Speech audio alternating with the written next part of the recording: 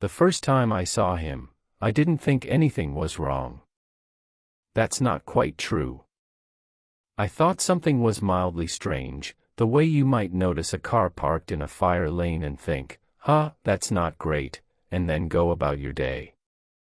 A man standing at the edge of the meadow below the tower, facing me, one hand raised. Waving. Not urgently. Not with any particular energy. Just a slow, deliberate wave, like someone greeting a neighbor across the street. It was a Wednesday afternoon in late June. I was on the Osborne, taking my 2 o'clock azimuth readings. Clear skies, visibility out past 40 miles. I'd been watching a column of dust rise off the logging road to the northeast, turned out to be a gravel truck, and when I swung the sighting ring back around to the south meadow, there he was. A man. Average height. Wearing what looked like a khaki jacket and dark pants. Standing maybe 300 yards out, just past the point where the wildflowers start thinning into the first line of ponderosa. Waving. I waved back. Reflex. The kind of thing you do without deciding to. He dropped his hand, stood there another moment, and then turned and walked into the trees. Not hurrying. Not looking back. Just the steady, purposeful walk of someone who'd done what they came to do. I made a note in my log, 1407, individual observed at South Meadow Edge, departed into timber, no smoke, no vehicle visible, and that was it. I didn't radio it in. People hike through the district all the time. The trailhead for the Marble Creek Loop is only 4 miles south. You see day hikers, photographers, the occasional trail runner who somehow ended up off-route and needs water. A man waving from the meadow wasn't unusual enough to report. The next evening he was there again. Same spot. Same jacket. Same wave. This time I was cleaning the windows, all 14 of them, every day, because pollen season in the Cascades turns the glass yellow by noon, and I caught the movement in my peripheral vision. I set down the squeegee and looked. Same man. Same slow, measured wave. I didn't wave back this time. I just watched. He held the gesture for maybe 10 seconds, then lowered his arm, stood motionless for another 5, and walked into the trees. I noted the time, 7:42 p.m. Sun was getting low but still well above the ridgeline. Plenty of light. I could see him clearly.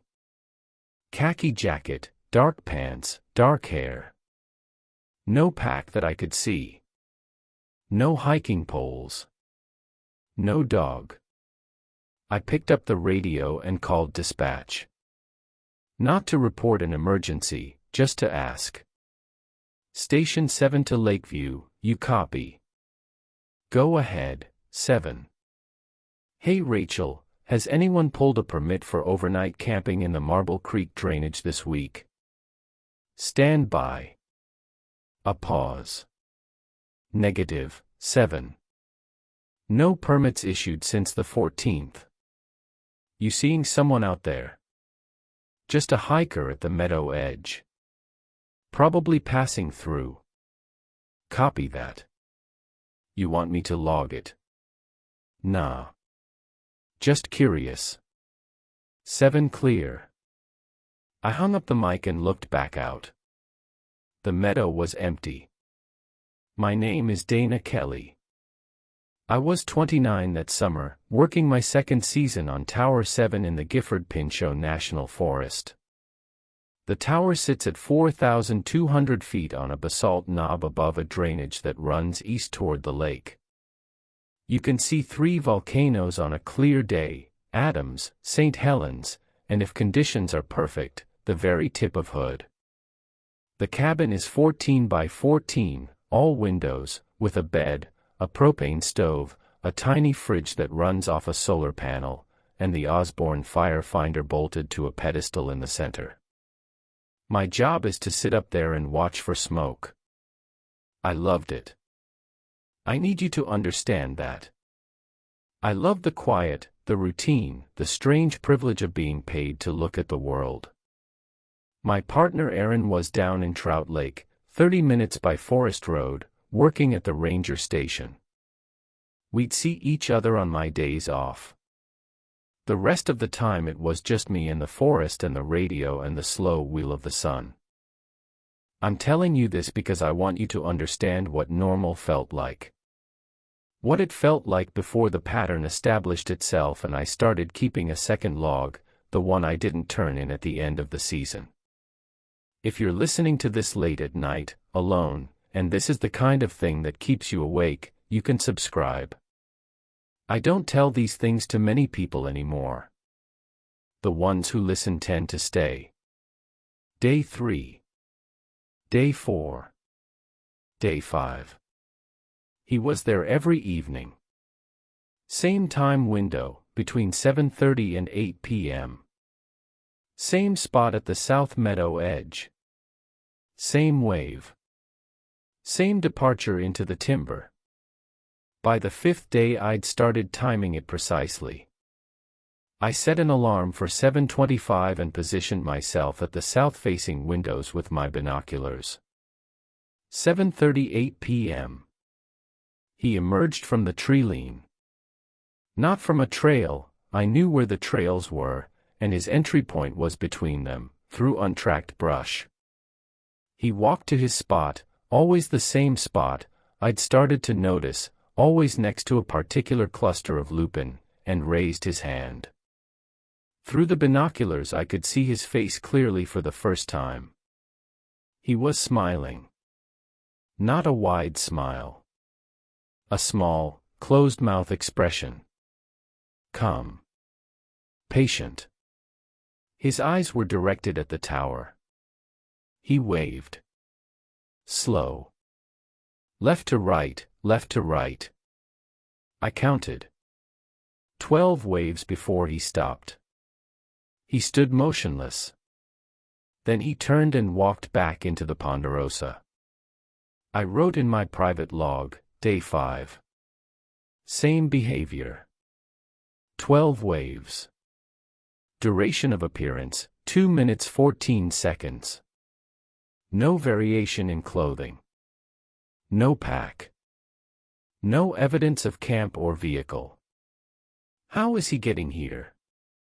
The nearest road access to that meadow was 6 miles by trail or 4 miles cross-country through dense timber. You don't do 4 miles of off-trail bushwhacking in the Cascades wearing a khaki jacket and no pack. Not every single evening. On day 6 I radioed Aaron. There's a guy who keeps showing up at my meadow. Like a creepy guy. I don't know. He just waves. Every day. 6 days in a row. Dana, that's weird. Did you tell dispatch? I mentioned it once. They didn't seem concerned. You want me to drive up? No. He's never come closer than the meadow. He doesn't try to approach the tower or anything. He just waves and leaves. That's still weird. I know. Are you scared? I thought about it. No, I said. But I'm paying attention. Aaron made me promise to report it formally if he came any closer. I agreed. We talked about dinner plans for my next day off. I hung up and looked out the south windows. Empty meadow. Evening light turning gold on the lupin. Day 7. I decided to do something different. When he appeared at 7:41, I didn't stay in the tower. I went outside onto the catwalk, the narrow deck that runs around the outside of the cabin, and I yelled down to him. Hey! Can I help you? 300 yards is a long way to shout, But sound carries well in the thin air up there, especially in the evening when the thermals die down. I saw him pause mid-wave. His hand stopped. He didn't respond. Are you lost? Do you need directions? Nothing. He just stood there with his hand half raised, looking up at me. The smile was still there. I could see it even without the binoculars. Then he lowered his hand and walked into the trees. Same pace. Same direction. I stood on the catwalk for a long time after that, watching the tree lean where he disappeared. The shadows were thickening. A Stellar's jay was screaming somewhere below me. The air smelled like warm pine resin.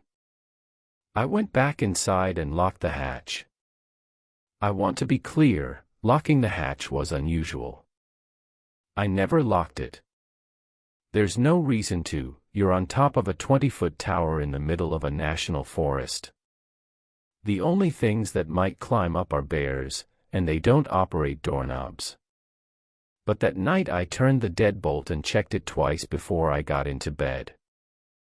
Nothing happened that night. Nothing happened any night. He was strictly an evening visitor.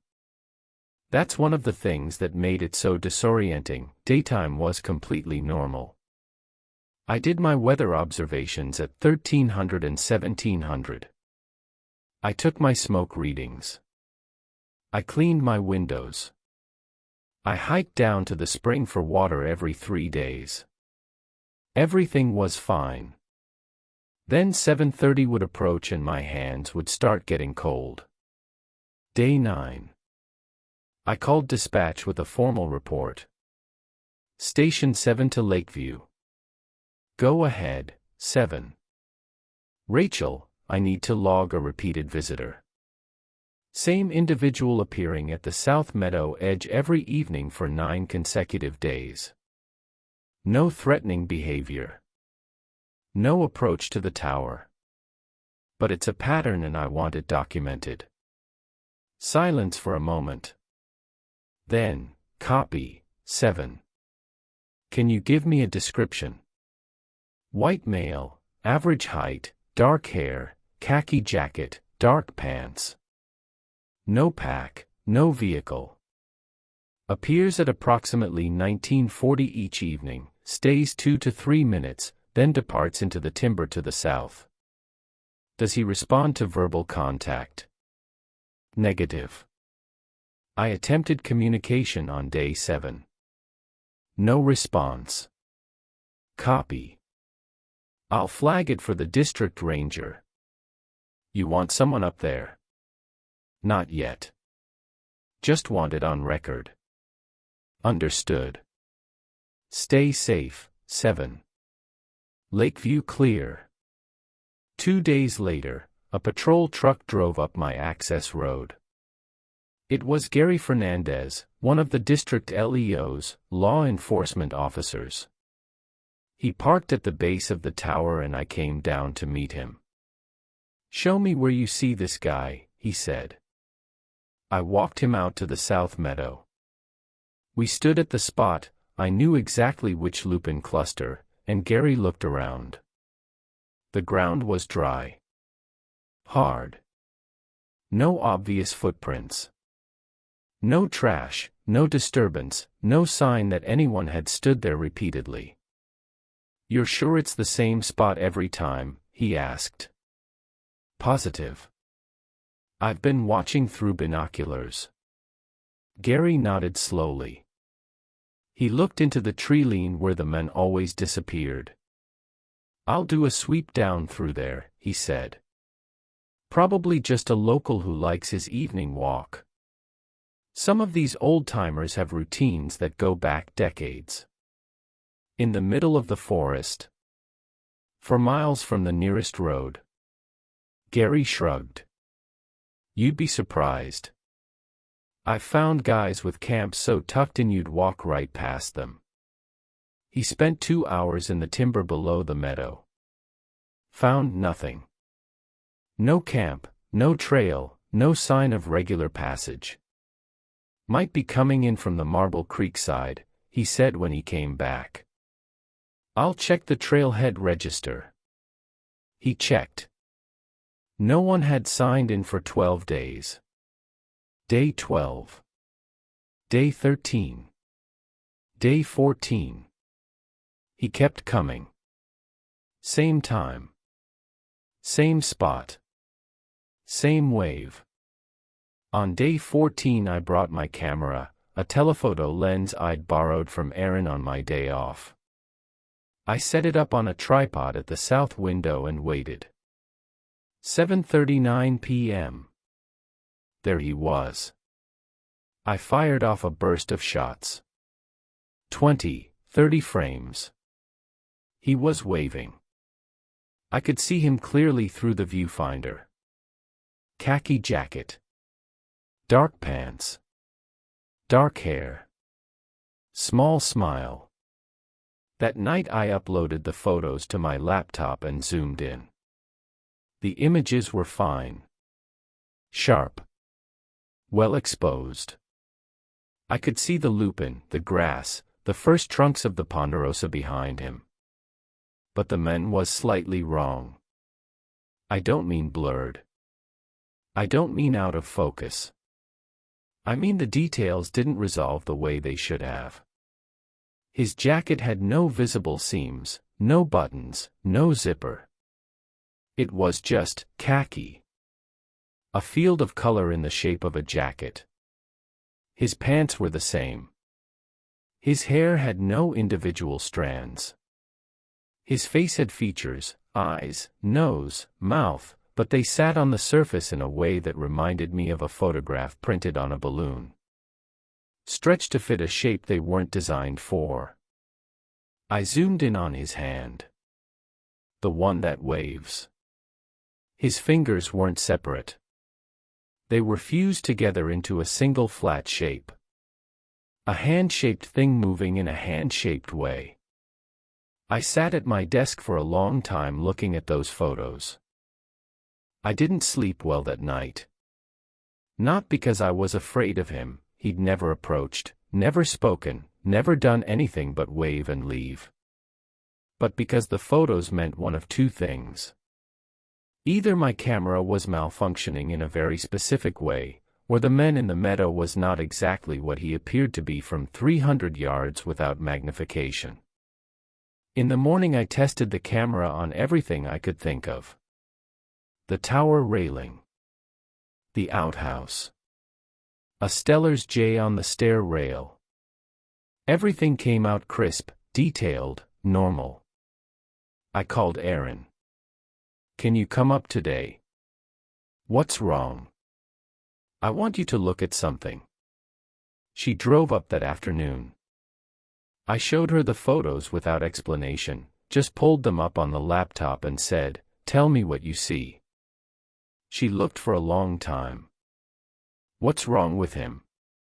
I don't know. He looks like a drawing of a person. Like someone who knows what clothes and a face look like but hasn't seen them up close. Yeah. Dana. She looked at me. Who is this? That's the guy. That's the guy who waves. Aaron was quiet for a moment. Then she said, I'm staying tonight. At 7:36 that evening we were both on the catwalk, binoculars raised, watching the south meadow. 7:38, he emerged. Same spot. Same steady walk from the tree lean. Same pause. Same raised hand. Same wave. Erin lowered her binoculars slowly. Dana. I know.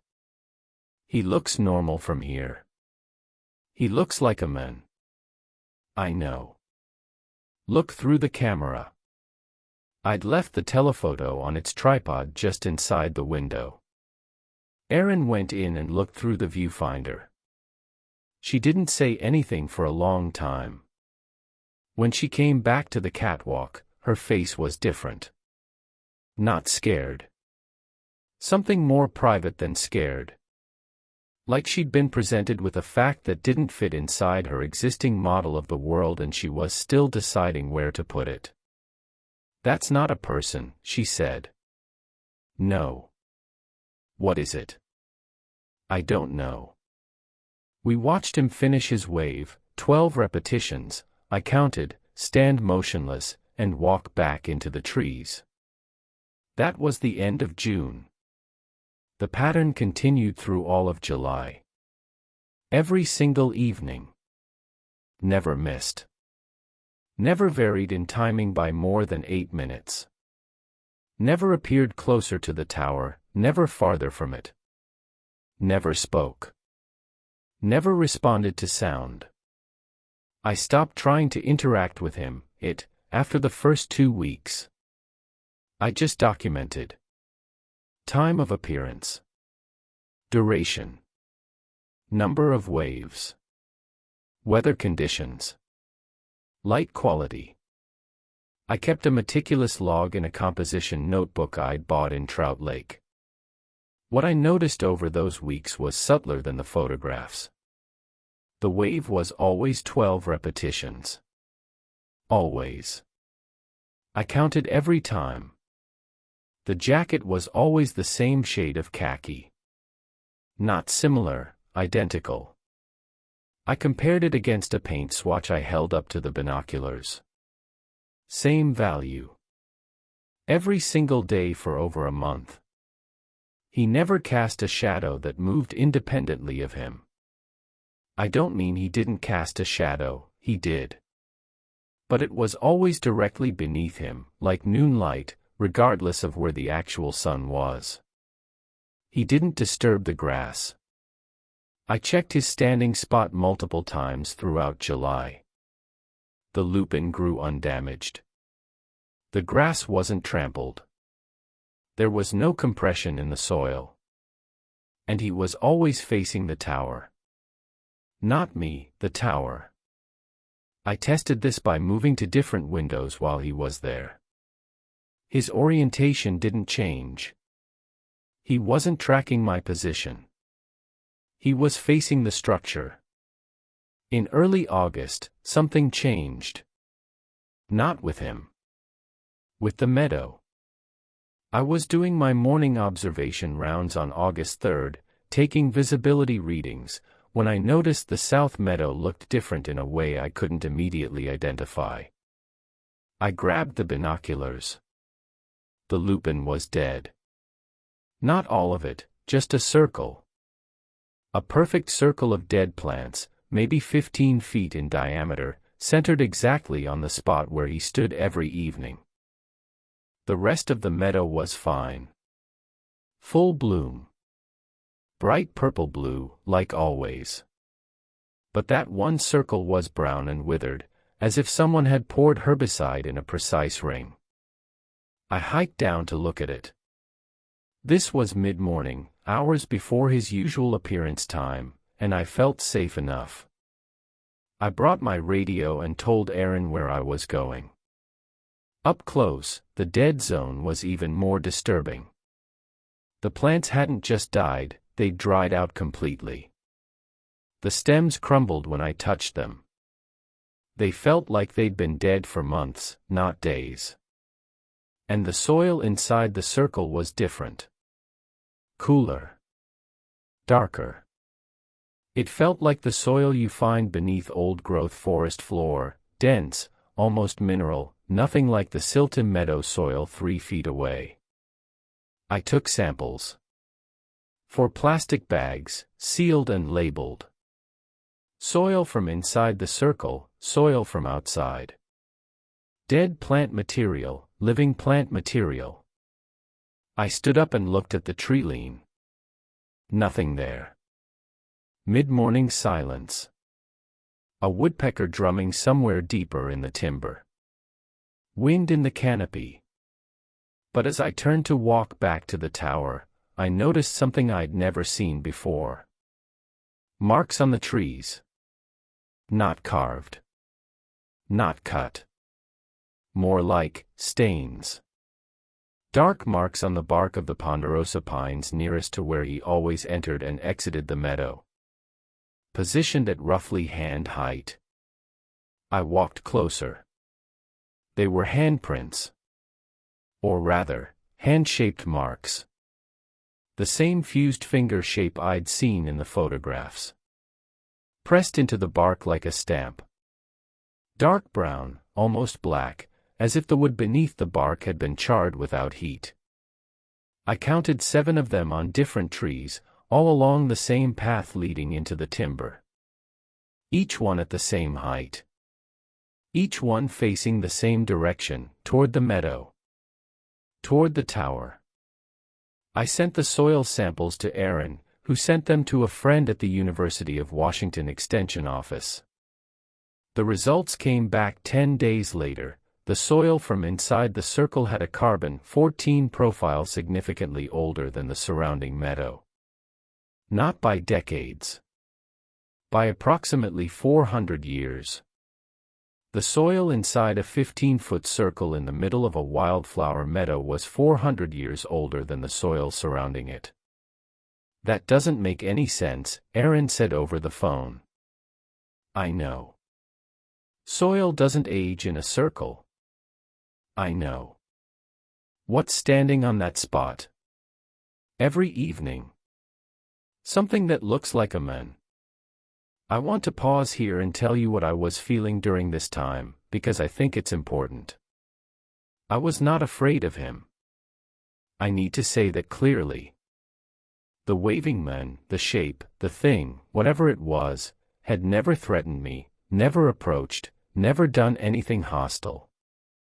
In 6 weeks of nightly appearances, it had done nothing but stand in one place, wave 12 times, and leave. What I was afraid of was what it was doing to the meadow. Because the dead circle was growing. I measured it weekly. August 3rd, 15 feet diameter. August 10th, 17 feet. August 17th, 21 feet. August 24th, 26 feet. A ring of dead wildflowers expanding outward from a single point at a rate of roughly 8 inches per day in all directions. And in the center, where the death was oldest, the soil was darkening further. Cooling further. Becoming something that didn't belong in a cascade meadow at 4,200 feet. On August 26th I lay flat on the ground at the edge of the dead zone and put my ear to the soil inside the circle. I heard something. Not a sound in the normal sense. More like the way you can hear the ocean in a large seashell, a frequency your brain interprets as sound because it doesn't have another category for it. A low, sustained vibration. Patient. Rhythmic.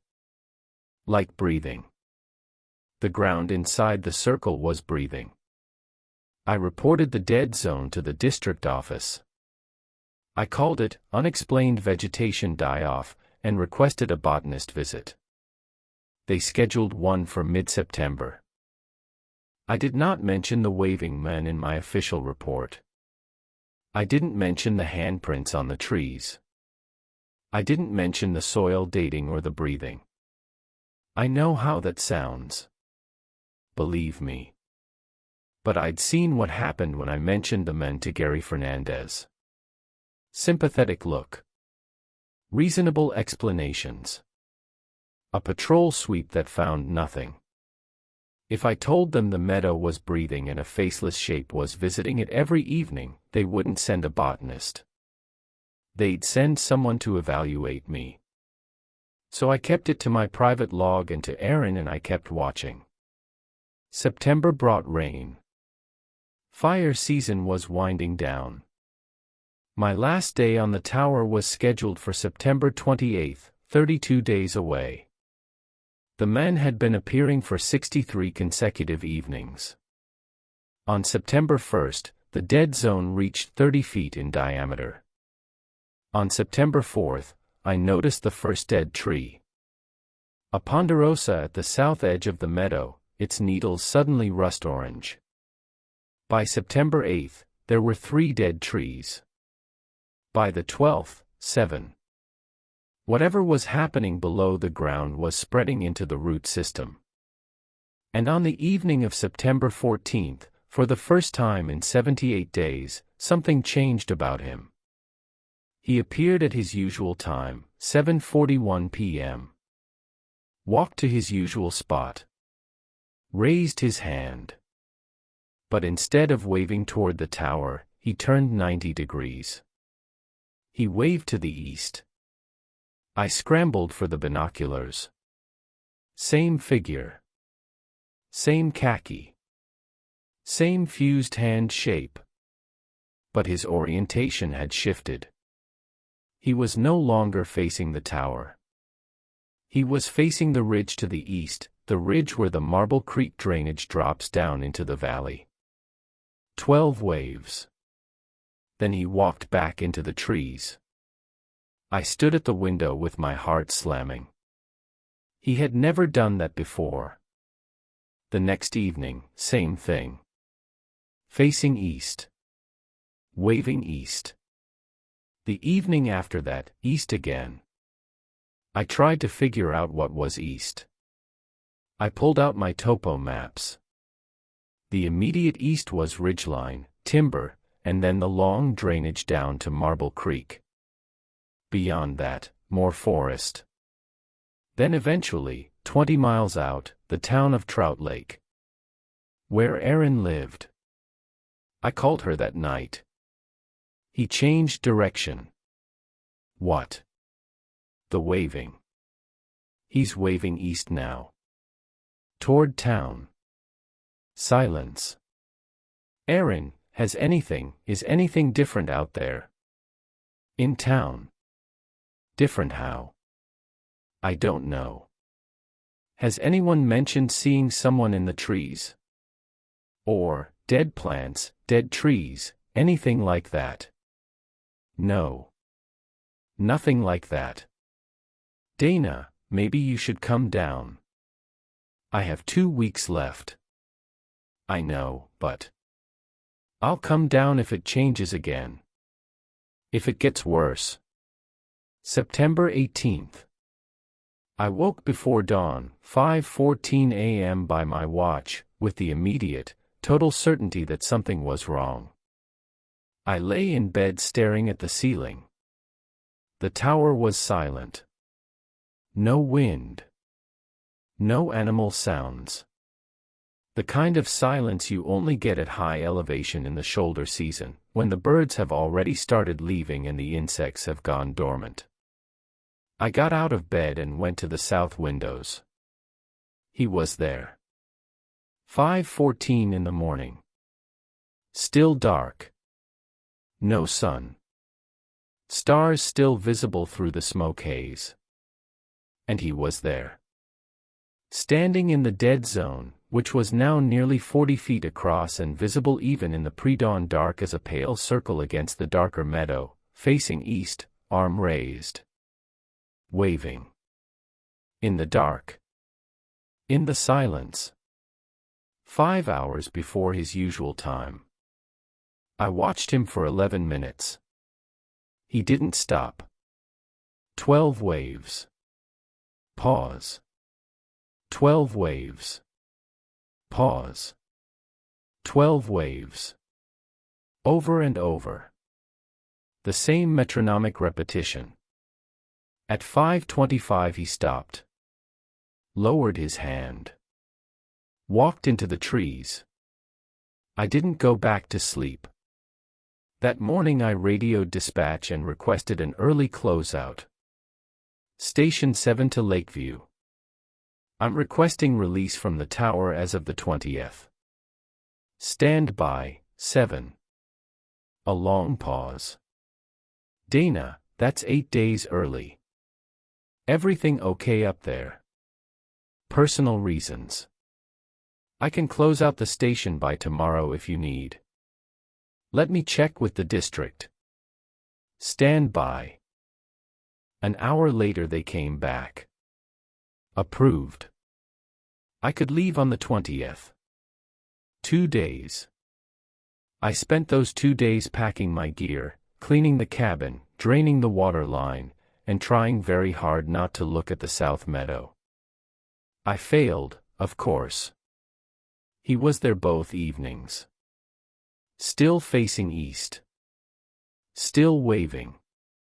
But on the evening of the 19th, my last night in the tower, I noticed something new through the binoculars that made me set them down and sit on the edge of my bed for a long time. There were two of him. The second figure was smaller. Stood about 30 feet behind the first, at the edge of the dead zone. Same posture. Same raised hand. Same wave. But the second one was facing the tower.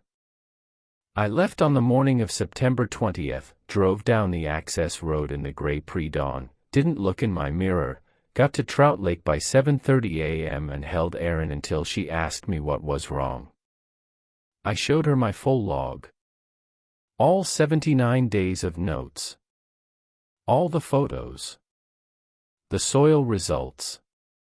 My sketches of the handprints. The measurements of the dead zone. She read it all without speaking. When she finished, she said, "What do you think it is?" "I don't think it's a person." "Obviously not. But what is it doing?" That was the question I couldn't answer then. But in the months that followed, that autumn and winter, when I was back in Portland and the tower was closed and the snow was burying the meadow, I kept thinking about it. I kept thinking about the wave. 12 repetitions. Always 12. Never 11, never 13. I kept thinking about the direction change. Tower first, for 78 days. Then east. Toward the valley. Toward the town. I kept thinking about the second figure. The smaller one. Facing back toward the tower. And I kept thinking about what a wave is. What it means. Not as a gesture of greeting, but as a signal. A signal has a sender and a receiver. A signal has content even if the receiver doesn't understand the encoding. What if the wave wasn't hello? What if it was a measurement? I went back the following spring. Off season. No assignment, just a personal trip. Erin didn't want me to go, but she didn't try to stop me. I parked at the access road gate and hiked the 6 miles in. Late April. Snow still on the north slopes. The tower was shuttered, wrapped in its winter configuration. I didn't go up. I went to the meadow. The dead zone was gone. Or rather, the dead zone had become the meadow. The wildflowers were gone entirely. The whole south meadow, maybe 300 yards end to end, was bare, dark soil. The kind of soil I'd found in that initial 15-foot circle. Cool. Dense. Ancient. And the trees at the edges were all dead. Not 7. All of them. Every ponderosa within 50 yards of the meadow was rust-orange needles and bare branches. I walked to the center of what used to be the Lupin field. Where he used to stand. The ground was warm. Not sun-warmed. The day was overcast and cold. But the soil was warm, the way skin is warm. And beneath the warmth, that same vibration. Stronger now. Not breathing. Something more intentional than breathing. I knelt and pressed my palm flat against the ground. 7:41 p.m. I felt it before I thought it. The vibration was 12 pulses. Pause. 12 pulses. Pause. The same rhythm as the wave. The wave wasn't something the figure was doing. The wave was something the ground was doing. The figure was just the part of it that broke the surface. The visible fraction. The hand above the water. Something beneath that meadow had been waving at the sky for 79 days. And now, with the meadow consumed, with the trees dead, with the soil transformed into something older and warmer and more alive than it should be, the hand had gone back under. I stood up. I looked east, toward the ridge, toward the valley, toward Trout Lake. The direction it had turned. I drove back to town that evening. Told Erin what I'd found. She listened. Asked me what I wanted to do. I didn't know. But that night, the first night back in Trout Lake, I woke at 5:14 a.m. with the same feeling. I don't remember when I started. But I notice it in everything now. 12 steps from the bed to the bathroom. 12 seconds I hold my breath before opening the back door each morning. 12 times I tap the tape measure against my palm before I extend it across the circle. Erin hasn't said anything about it. Either she hasn't noticed or she's choosing not to mention it. We've been careful with each other since the move, careful in the way people are when they both know something is wrong but neither wants to be the one who makes it real by saying it out loud in the kitchen on a Tuesday morning. The Willamette Valley house is a rental. A 1970 split level on a quarter-acre outside Silverton, backed up against a hazelnut orchard. We chose it because it was available immediately and because it was far enough from the mountains that I thought distance might matter. It doesn't. Let me tell you about the measurements. I started a new log on June 9, 4 days after the circle appeared in the Silverton yard. Same composition, notebook style. Same format I used in the tower. Date, time, diameter, soil temperature, ambient temperature, observations. June 9, circle diameter 36 inches. Soil temp inside, 58 degrees Fahrenheit. Ambient air, 51 degrees Fahrenheit. Grass dead within perimeter. Soil dark, compacted. No odor. No insects within circle. June 10, 36 inches. Soil temp, 58 degrees Fahrenheit. Ambient, 54 degrees Fahrenheit. No change. June 11th, 36 inches. Soil temp, 58 degrees Fahrenheit. Ambient, 49 degrees Fahrenheit. No change. I measured every morning at 6 a.m. Rain or shine. Didn't matter. The circle never grew, never shrank, never changed temperature regardless of weather. 58 degrees. Exactly. Every single day. By July I had 31 entries. All identical. I started measuring twice daily, 6 a.m. and 9 p.m. Same readings. The soil inside that circle maintained 58 degrees through 90-degree heat waves and through the one night in late June when it dropped to 37. 58 degrees is not a natural soil temperature for the Willamette Valley in any season. It's too warm for winter, too cool for summer, too consistent for anything biological or geological I could find in any reference material. I looked it up. The average annual temperature of the Earth's crust at a depth of roughly 20 feet is 58 degrees in this latitude. Whatever that circle was, it was conducting the temperature of deep ground directly to the surface. As if 20 feet of Earth simply wasn't there anymore. As if the circle was a window through which the deep ground was looking up. July 14th. I came home from the hardware store at 2:30 in the afternoon and found Erin in the backyard. She was standing at the edge of the circle, looking down at it. "Hey," I said from the back door. She didn't turn around. "Erin." Nothing. I walked across the yard. 15 steps. I counted them without meaning to. Erin. Hey. She turned. Her expression was blank for a moment, not confused, not scared, just absent, and then she blinked and smiled. Sorry. I was spacing out. How long have you been out here? She looked at her watch. I came out to check on the tomatoes. I don't know. The tomatoes were on the other side of the yard. She was standing 6 inches from the circle's edge, facing it, her arms loose at her sides. Come inside, I said.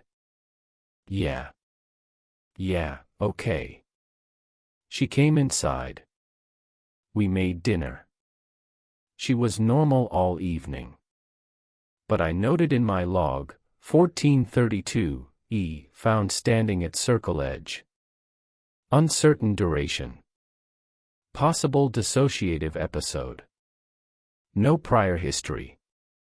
August. The circle still hadn't grown. 36 inches, 58 degrees, every morning without variation. I'd started to relax slightly, not about the circle itself, but about the idea that it might expand the way the meadow had. 4 months of static measurements. Maybe this was different. Maybe 3 feet was all it needed. Then on August 19th I found the second circle. Not in our yard. In the hazelnut orchard behind us.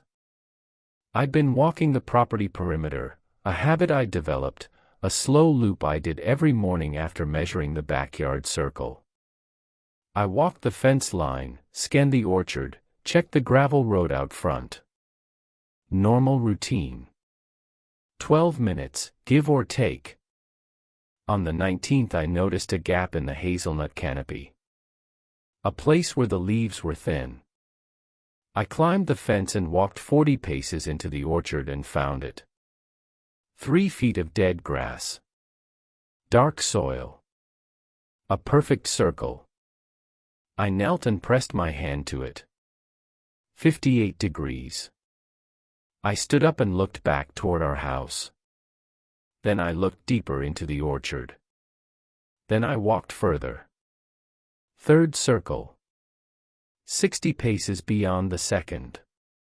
Same diameter. Same soil. Same temperature. Fourth. Fifth. I followed them for almost a quarter mile. They made a line. Not a curve, not a scatter pattern, a straight line, running roughly northeast through the orchard, spaced 60 paces apart.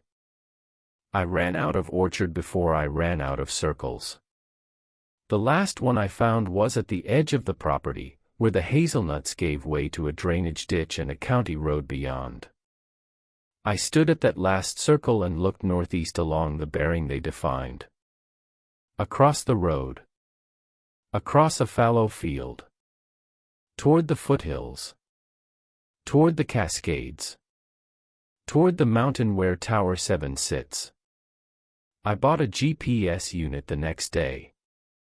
Marked each circle with a waypoint. Plotted them on a topo map. The bearing was 47 degrees, almost exactly northeast. I extended the line on the map. It crossed the foothills, climbed into the Gifford Pinchot, and intersected, precisely, with the coordinates of my south meadow. Whatever had consumed that meadow hadn't stopped. It had extended itself underground, along a bearing that pointed directly at every place I'd subsequently lived. The circles weren't new occurrences. They were surfacing points. Breathing holes. The tips of something that had been growing beneath the ground along a 40-mile line since September. 40 miles in 11 months. I calculated the rate. Roughly 190 feet per day. I looked at the map and measured the distance from the last circle to our house. Then I measured from our house to the next town. To the next county. To Portland.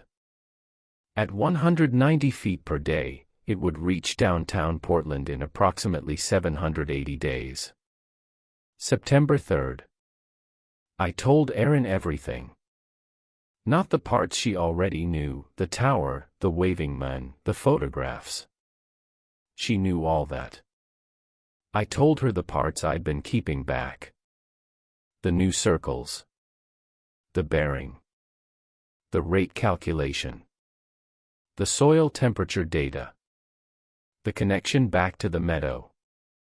We sat at the kitchen table and she looked at my maps and my logs and she was quiet for a long time. You think it's following you, she finally said. No. I think it's following the bearing it started on.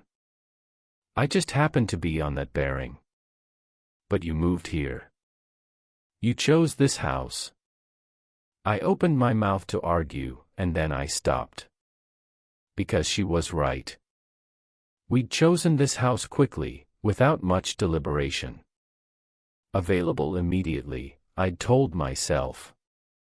Far from the mountains. But Silverton is directly southwest of Tower 7.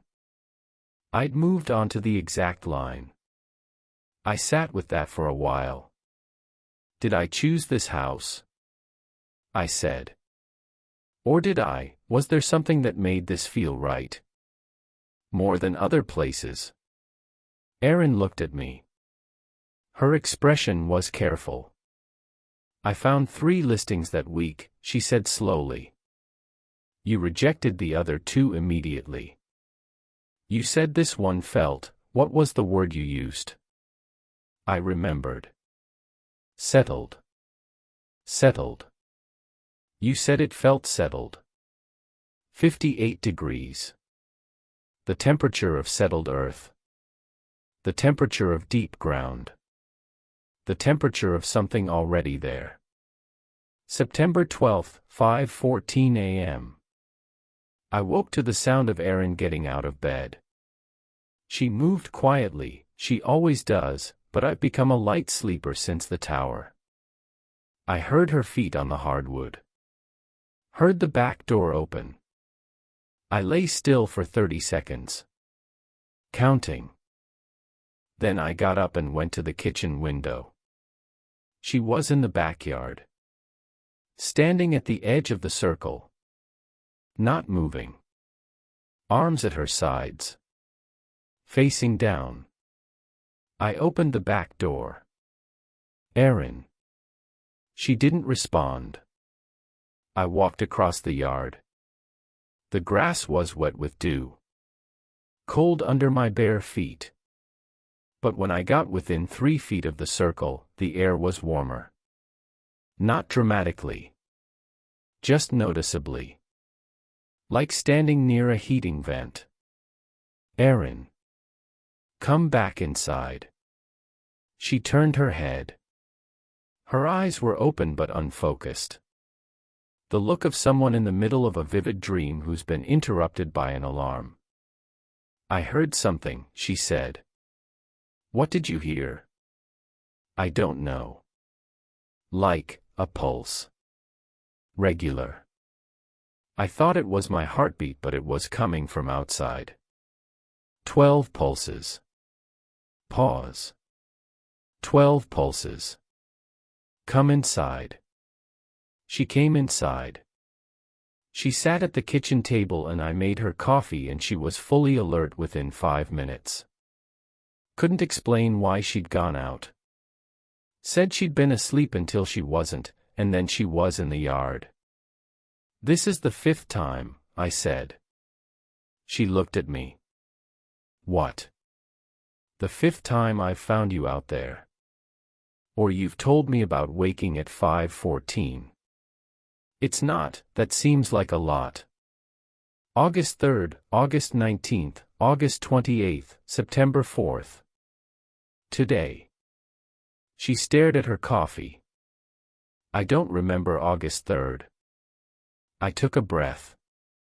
I know. That's what worries me. I want to explain what I did next because I need you to understand that I'm not a scientist. I don't have training in geology or biology or whatever discipline this would fall under. I'm a fire lookout. I watch for smoke. I take azimuth readings and measure visibility and report weather conditions twice a day. But I'm trained to observe. That's the whole job. Sit still and watch. Notice the thing that's different from yesterday. Measure it. Document it. Report it. So that's what I did. I set up a monitoring system. A thermometer probe buried in the center of the backyard circle, wired to a data logger that recorded temperature every 60 seconds. A simple motion-activated trail camera pointed at the circle from the kitchen window.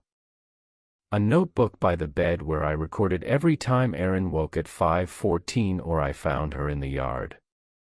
October 1st through October 31st. 31 days of data. The temperature never varied from 58 degrees Fahrenheit. Not once. Not by 1/10 of a degree. The trail camera captured Erin in the yard on 9 occasions. Always between 5 o'clock and 5:30 a.m. Always standing at the circle's edge. Always facing down. Average duration before I woke and brought her inside, 7 minutes. On 3 occasions I didn't wake at all and only saw the footage the next morning. Those times she stood for 11 to 14 minutes before returning inside on her own. In none of the recordings did she appear distressed. In none of them did she speak. In none of them did she wave. But on October 23rd, the clearest footage, the camera's IR illuminator working well in the cold air, I saw something I had to rewind 4 times to be sure of. At 5:17 a.m., while Erin stood motionless at the circle's edge, the soil inside the circle moved. Not a lot. Not dramatically. A slight rise and fall. Exactly the way a sleeping person's chest rises and falls. 1 cycle every 5 seconds. 12 breaths per minute.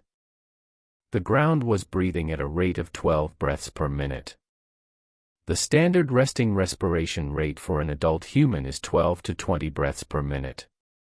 November. I took Erin to see a doctor. Didn't explain the full context, just told him she was sleepwalking, which was true. He prescribed a low-dose sedative. She took it. It didn't work. She kept waking at 5:14. The sedative didn't prevent it. On November 8th she woke, got dressed, took her keys, drove to the hazelnut orchard, and was standing at the second circle when I found her at 5:40 a.m., 26 minutes later, wearing boots she'd put on without waking me, her car parked at the orchard access gate.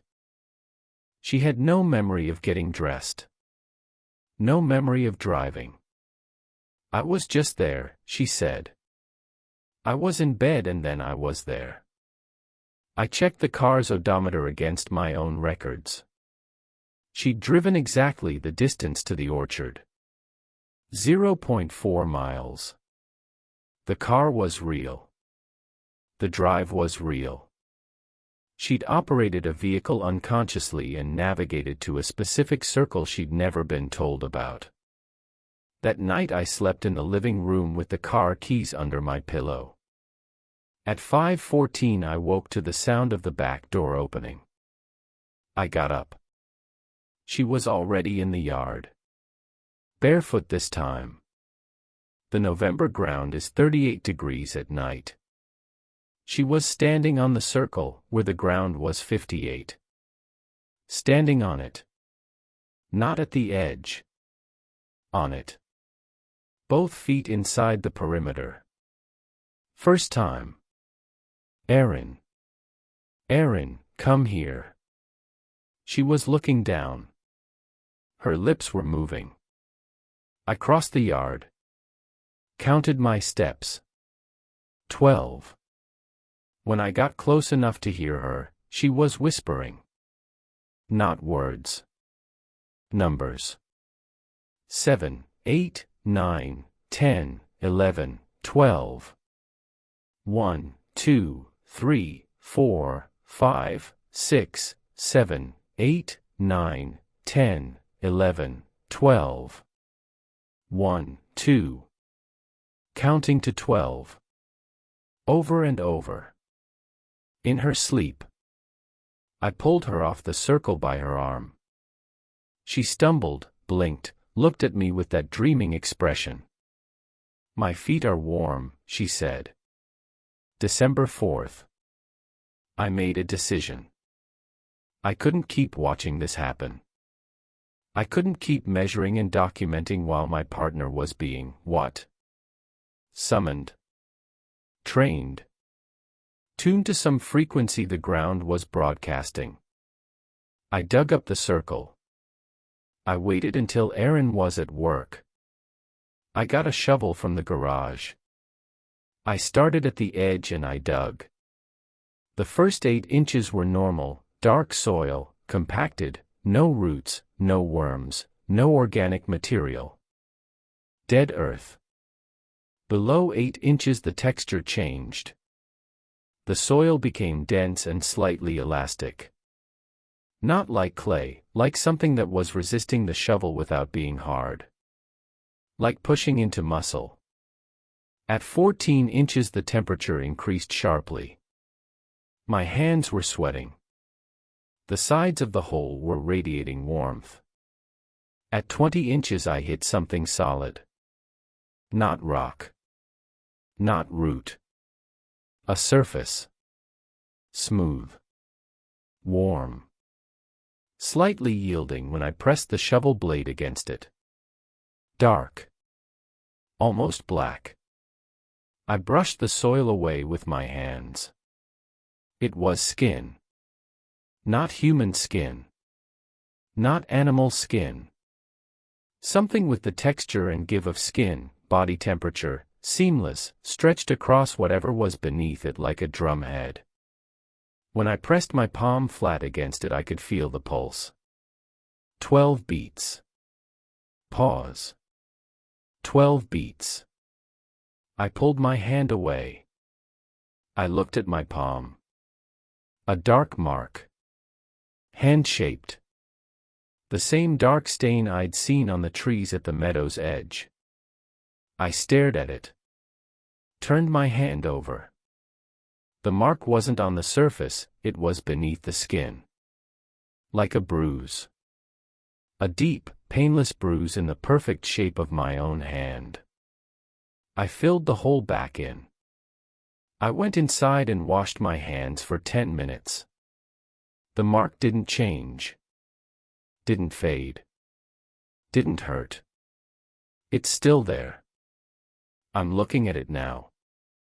I didn't tell Erin about digging. I didn't tell her about the surface or the mark.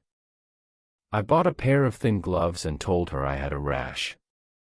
But that night, December 4th, 5:14 a.m., I woke before she did.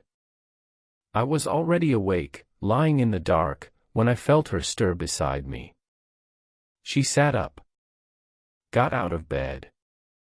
Walked to the back door. I followed her.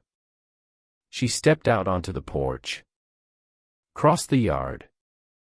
Stood at the circle's edge. And then she knelt. She pressed both palms flat against the soil. I watched from the doorway. My hand throbbing, not painful, just present, just warm where the mark was. She stayed like that for 2 minutes. Palms down. Head bowed. Silent.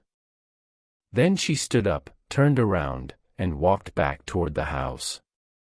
Her eyes were open. She was looking directly at me. And she was smiling. That small, closed-mouth smile. Calm. Patient. The same smile from the meadow. I don't know how to describe what I felt in that moment. Not horror exactly. Not fear. Something older than both. The recognition of a pattern completing itself. The understanding that you've been watching something from the outside and now you're looking at it from the inside and they are not the same thing. Aaron walked past me into the house. Got back into bed. Was asleep, or appeared to be, within seconds. In the morning she was normal. Made eggs. Talked about her commute. Mentioned a movie she wanted to see on Friday. I checked her hands. No marks. I checked the circle. 36 inches. 58 degrees.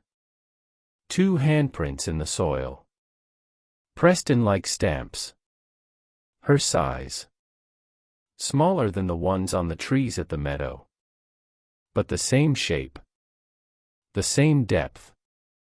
It's January now. I'm writing this in the living room at 4:50 a.m. because I know what happens at 5:14 and I can't be asleep when it does. The circle hasn't grown. The measurements haven't changed. The data logger still reads 58 degrees Fahrenheit every 60 seconds without variation. But Erin is different. Not in ways anyone else would notice. She's still her. She goes to work, calls her mother, laughs at things, cooks, sleeps, reads. She's not being erased or replaced or consumed. She's just oriented. The way a compass needle is oriented. Not damaged. Not altered. Just pointed in a direction it didn't used to point. She faces south in her sleep now. Every night. Regardless of which side of the bed she falls asleep on. By 5 a.m. she's rotated to face south. I know what's south. The backyard. The circle. The thing 20 inches down that breathes 12 times a minute and accepted my hand and left its mark. Last week I drove back to the Gifford Pin Show. Alone. Didn't tell Erin. I hiked to the south meadow below Tower 7. It's not a meadow anymore. It's not anything I have a word for. The dead zone has extended to encompass the entire clearing and 50 yards into the forest in every direction. No trees standing. No vegetation of any kind. Just that dark soil, warm to the touch, stretching out smooth and featureless. And in the center, where the lupin cluster used to be, where the men used to stand, there's a depression. Not a hole. A shallow concavity in the earth, maybe 8 feet long and 3 feet wide. Shaped like a person lying on their back. The soil inside the depression is the warmest point. My thermometer read 72 degrees. I knelt beside it. The 12-pulse rhythm was strong here. Not subtle. Not something you had to press your ear to the ground to detect. It shook the soil visibly. Tiny particles vibrating on the surface with each pulse. I looked at the mark on my palm. It was darker than last month. Deeper. Spreading slightly, not across my hand, but inward. Into the tissue. I can feel it now when I make a fist. A warmth in the tendons. Not painful. Familiar. That's the word. Familiar. I think I understand now. Not everything, not the what or the why, but the mechanism. The geometry. The figure in the meadow was never waving at me. It was never waving at the tower. It was waving at the sky. Signaling upward. And I happened to be in the sight line. An accident of position. But by watching, by counting the waves, by measuring, by paying attention, I did something. I completed a circuit. I became the receiver for a signal that didn't need a receiver until I made myself one. And now the signal has a destination. Not me. Not specifically. But the bearing I defined by observing from a fixed point. The line between the meadow and wherever I went. I drew the map by leaving. Every place I moved to, I extended the line, and the line became real beneath the ground. Growing at 190 feet per day. The figure wasn't following me. It was following the geometry I created by watching it and then walking away. And Aaron is what happens when someone lives above the line.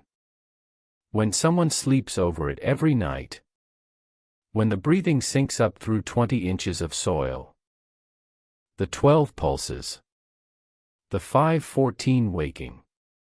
The orientation. The smile. She's not being taken. She's being tuned. The way a string is tuned to a frequency by proximity to another vibrating string. And I don't know what happens when the tuning is complete. It's 5:12 a.m. 2 minutes. I can hear Aaron shifting in the bedroom. The sheets rustling. The mark on my hand is warm. The warmest it's been. I have a choice. I've had a choice every night for weeks. I can go to the bedroom and wake her before 5:14. I can interrupt the cycle. I can break the pattern the way I couldn't break it with sedatives or locked doors or distance. Or I can do what I did last night. And the night before. And every night for the past 12 nights. I can stay here. In this chair. Counting. 1, 2, 3, 4, 5, 6, 7, 8, 9, 10, 11, 12. And then again. Because the truth, the thing I haven't written yet, the thing I've been circling around for pages, is that I've started going out there too.